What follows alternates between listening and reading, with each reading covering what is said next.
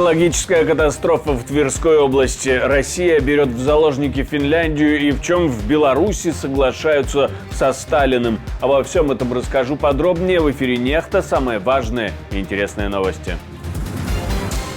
Причины катастрофы украинского F-16. Журналисты выдвигают версии, эксперты их уточняют. И очень высокий риск того, что остаточные элементы и осколочные элементы могут попасть в двигатель F-16.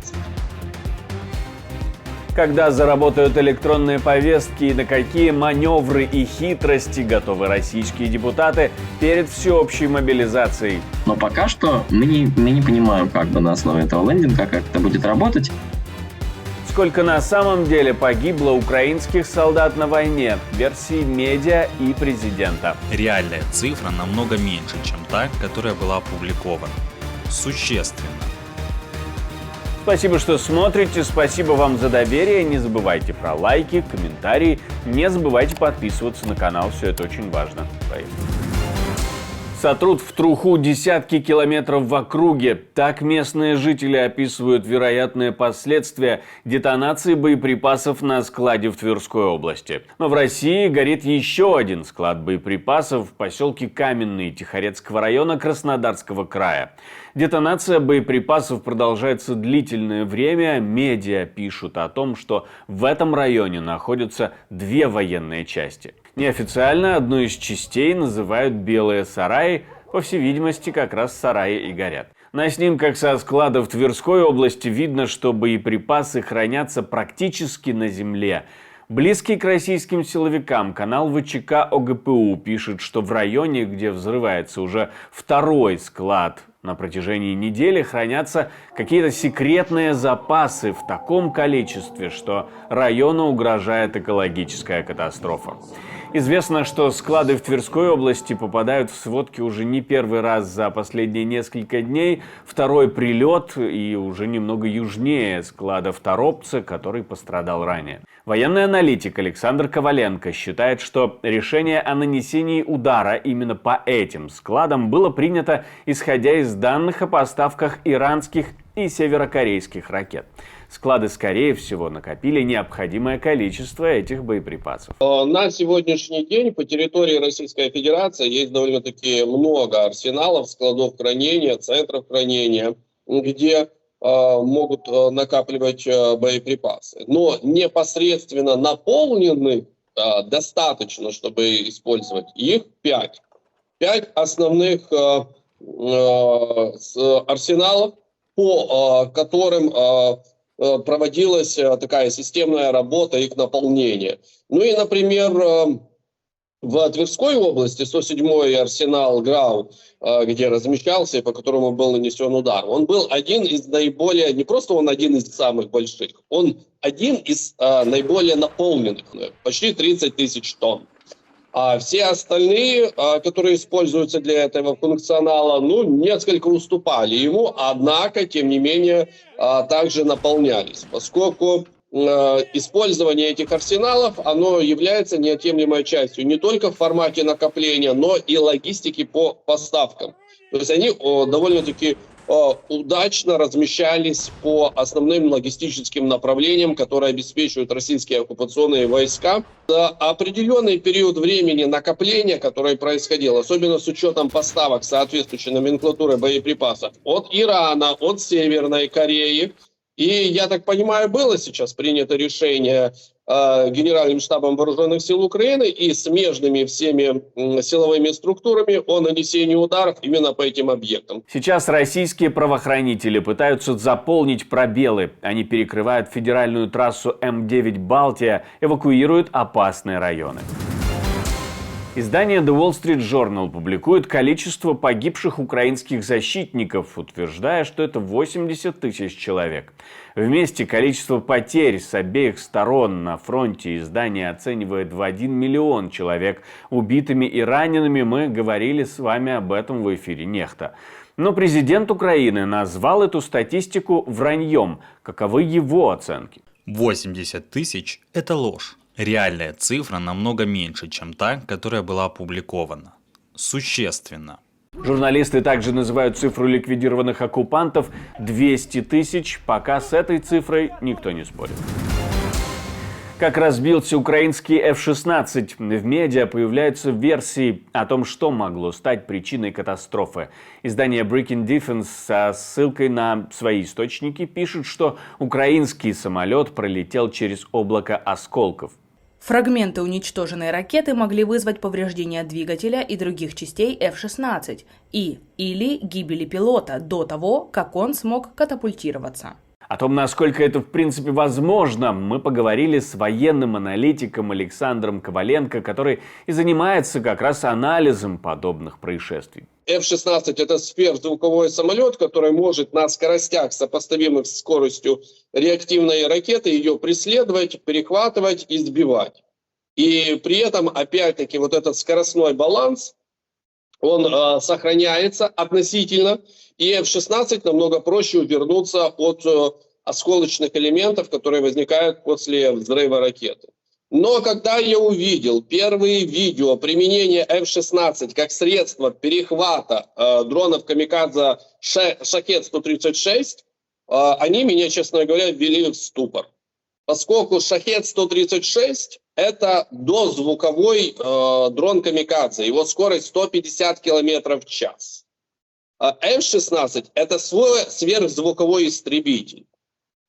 Представим себе ситуацию, что по дрону камикадзе запускается или ракета сверхзвуковая, или же работает автоматическая пушка, а зачастую автоматическая пушка F-16 и применялась для сбития шахедов нашими пилотами. И этот сверхзвуковой самолет приближается к дрону камикадзе, который взрывается и рассеивает большое количество обломков со скоростью в 10 раз больше, чем вообще двигался сам шахед. При этом шахед для F-16 – это стоячая цель на таких скоростях. Он практически недвижимый в представлении пилота. И очень высокий риск того, что остаточные элементы и осколочные элементы могут попасть в двигатель F-16. Наша команда существует благодаря вам. Поддержите ее, чтобы мы могли продолжать нашу работу. Россия может шантажировать заложниками Финляндию. Крупный обмен политзаключенными между Западом и Россией, состоявшийся в начале августа, может создать прецедент, который будет стимулировать Россию продолжать использовать заложников для шантажа, что также представляет угрозу для Финляндии. Об этом в комментарии агентства STT заявил представитель финской полиции безопасности. Финские граждане, находящиеся в России или посещающие ее, могут стать мишенью для Москвы в качестве заложников. Одним из заключенных в Финляндии, который может оказаться интересен для России в рамках возможного обмена, является Ваислав Торден, член неонацистской группировки «Русич». Он был задержан в аэропорту Хельсинки в июле 2023 года. В настоящее время Торден находится под следствием Центральной уголовной полиции Финляндии по подозрению в совершении военных преступлений на территории Украины в период с 2014 по 2015 год. Группировка «Русич», известная своими ультраправыми взглядами и жестокими действиями, активно участвовала в боевых действиях на стороне пророссийских сил и российских сил, что делает Тордена важной фигурой для возможных переговоров о его обмене.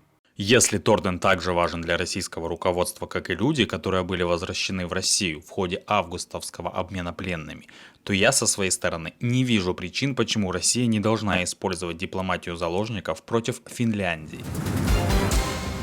Электронные повестки в РФ будут работать не раньше 2025 года, говорит Андрей Картополов, глава Думского военного комитета. Получается, что осенний призыв пройдет еще по старым правилам. Ранее ряд медиа опубликовали информацию о том, что в некоторых регионах начали отправлять повестки через госуслуги. Пока реестр воинского учета находится в тестовом режиме, повестки будут приходить традиционным способом. Полноценный реестр должен заработать к 1 января 2025 года. Ну а как быть с мобилизацией, которую обещали еще до 2025 года в России? И может ли это быть попыткой успокоить волнение, предупредить всех, чтобы люди не пытались покинуть Россию заранее? И вопрос создания громадного реестра, который должен объединить несколько баз данных, пока якобы откладывается, а потом неожиданно выйдет. Наверняка работа над этой базой ведется, но сказать доподлинно что-то из, честно говоря, вот той информации, которой мы обладали на сегодняшний день в связи с запуском этого сайта, ничего нельзя. По-прежнему мне кажется, что речь идет о том, что действительно Минцифры пытаются, значит, этот реестр, вот уже настоящий реестр, эту супербазу, как-то собрать, оцифровав военкоматы и прикрутить к ней там разные рестриктивные меры. Но пока что мы не понимаем, как бы на основе этого лендинга, как это будет работать.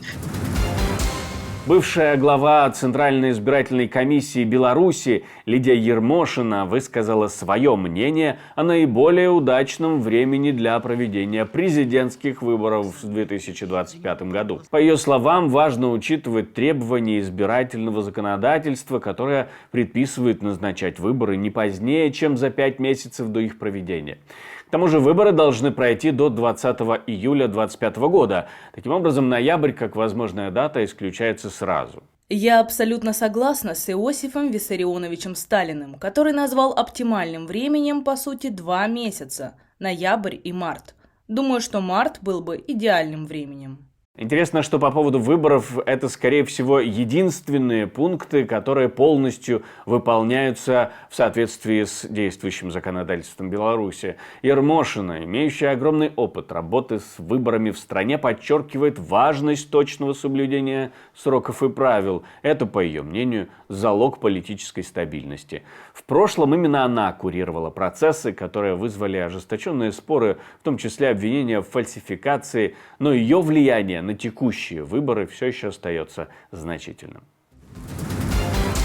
Мне остается добавить, что мы существуем только благодаря вашей поддержке, ваше спонсорство, донаты. То, что вы нажимаете кнопочку «Супер спасибо», помогает нам снимать новые видео, и мы вам за это очень благодарны. Не останавливайтесь на достигнутом. Если вы смотрите нас из России и Беларуси, то как это делать безопасно, мы создали целую инструкцию и прикрепили ее к этому видео. Прочитайте, пожалуйста. Также, пожалуйста, ставьте лайки, оставляйте комментарии и подписывайтесь на канал, если этого еще не сделали. На этом у меня все. До встречи и хороших вам новостей.